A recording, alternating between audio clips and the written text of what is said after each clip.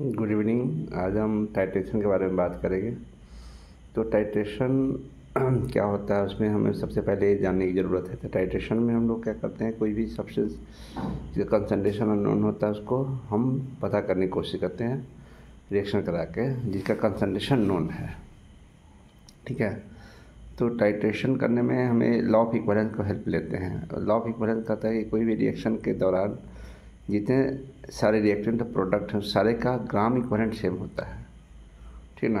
तो gram equivalent same होता है, यानी ग्राम इक्विवेलेंट बराबर होता है क्या, वेट बाई इक्विवेलेंट वेट। या हम दूसरे टर्म में देखें तो वॉल्यूम और नॉर्मलिटी के टर्म में, तो normality into volume in litre होता है। यदि मिली इक्विवेलेंट की बात करेंगे, इक्विवेलेंट करना है तो नॉर्मलिटी इंटू वॉल्यूम इन मिलीलीटर ले लेंगे हम लोग। ठीक है। तो टाइट्रेशन में हम लोग ध्यान रखना होता है कि जैसे रेडॉक्स टाइट्रेशन हो सकता है, प्रेसिपिटेशन टाइट्रेशन जो नॉन रेडॉक्स होता है सॉरी, हम बात करेंगे प्रेसिपिटेशन टाइट्रेशन में। जैसे हम लोग क्या किया, NaCl लिया, सिल्वर नाइट्रेट लिया, उसमें NaCl प्रेसिपिटेट कर गया और सोडियम नाइट्रेट बन गया।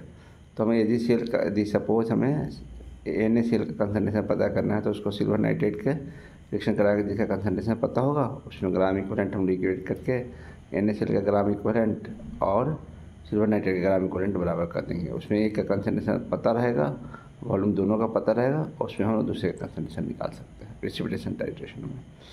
रेडॉक्स टाइट्रेशन में आ जाता है जैसे KMnO4 का टाइट्रेशन, ऑक्सीडेशन रिडक्शन टाइट्रेशन जिसको हम लोग कह सकते हैं। तो KMnO4 का टाइट्रेशन में हम लोग इंडिकेटर लेते हैं, जो कि सेल्फ इंडिकेटर यहाँ पे KMnO4 का पैटर्न काम करता है। KMnO4 सेल्फ इंडिकेटर की तरह काम करता है, क्योंकि Mn2+ बनता है, वो धीरे धीरे कलर चेंज करता है। ठीक है।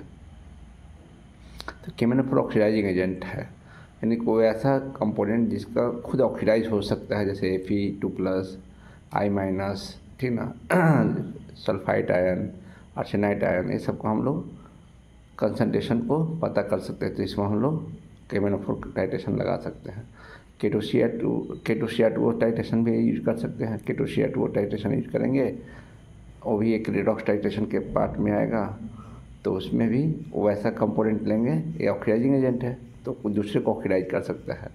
ठीक ना। इसमें भी हम लिख सकते हैं same as a sulphide ion, Fe2+, ठीक ना, और I- ले सकते हैं, H2- ले सकते हैं, ये सब ले सकते हैं। इसमें इंडिकेटर होता है, ठीक ना, K3FeCN6 होता है, जिसको बोलते हैं हम लोग एक्सटर्नल टाइट्रेशन।